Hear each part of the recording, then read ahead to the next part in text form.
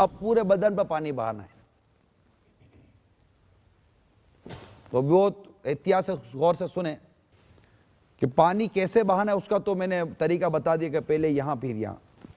अब जैसे कि हमारे अनिल भाई ने पूछा कि शावर के नीचे खड़े हो गए तो पानी जैसे बह गया, तो पानी शावर के नीचे बह जाएगा, लेकिन शावर के नीचे उस आप खड़े रहेंगे या आप मग से पानी डाल रहे हैं, तो ये जो बगले हैं इसके नीचे आपको पानी डालना पड़ेगा। या हाथ ऊपर करेंगे तो पानी यूं बहाना पड़ेगा। ठीक है। It means that upon every part of the body the water must flow. Sometimes what happens that we are in the standing position and the area in the armpits, underarm, sometimes it might even get wet, but the water did not flow. So just getting wet is not enough. The definition of flowing water means that at least 2 drops of water must flow on every bit of the body. And similarly, the other areas, for example, if somebody's stomach is big and there are folds, and you need to make sure that you open up and let the water flow on it. Just wetness is not enough.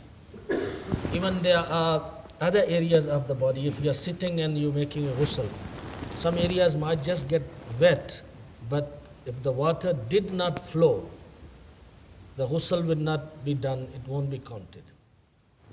भुएं बड़ी होती हैं बाज़ औक़ात, Sometimes eyebrows are big. मूछें और दाढ़ी के हर बाल का जड़ से नोक तक और इनके नीचे की खाल का धोना ज़रूरी है। उम्मूमन ये जगह जो है ना ये सूखी रह जाती हैं, ये ना फोल्ड, ये भी वो है ना बैंड है, तो ये जगहें बाज़ औक़ात सूखी रह जाती हैं। तो ये एक एहतियात है, मैं अब आपको एहतियातें बयान कर रहा हूँ। It's also an area that one needs to be very careful that every hair from root to the end must be washed in the same way that the water must flow. And especially the area under the chin, one needs to make sure that must wash properly so the water must flow, because this is also an area where the water is not coming directly, whether you're standing under a shower or you're pouring water on top of your head. So there is great possibility that it might get wet, but water did not flow.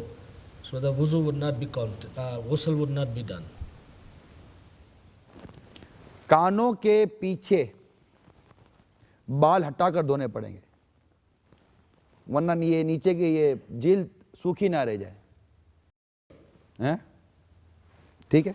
You have to wash the back of the ears while removing your hair, because there is possibility that some area might remain dry and the ghusl is not done. And especially these areas we are unable to see, we are unable to judge ourselves.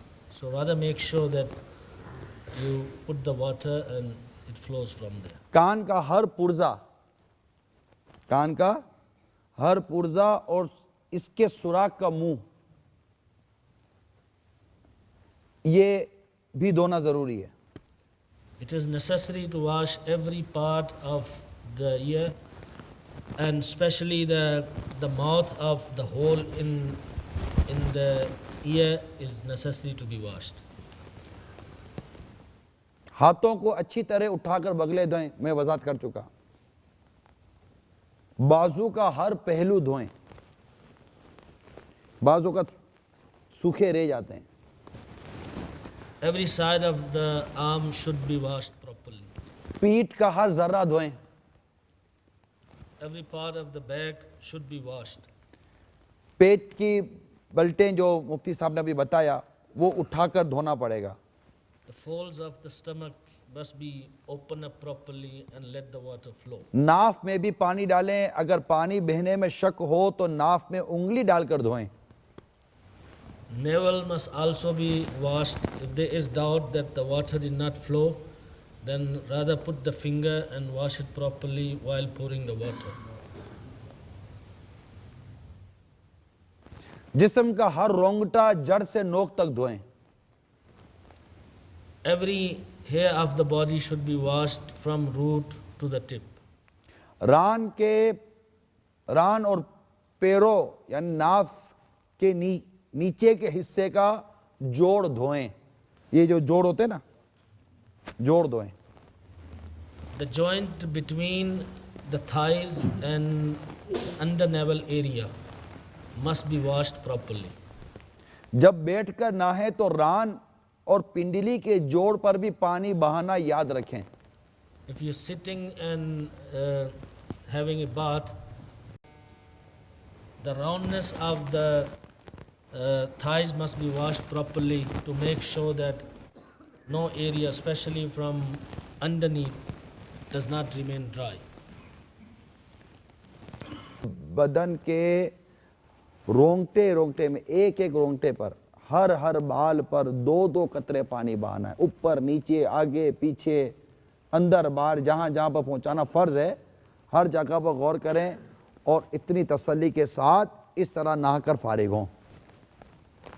In a nutshell, that one needs to make sure that every part of the body must be washed so properly that you are fully satisfied that at least minimum 2 drops of water has flown on every part of your body.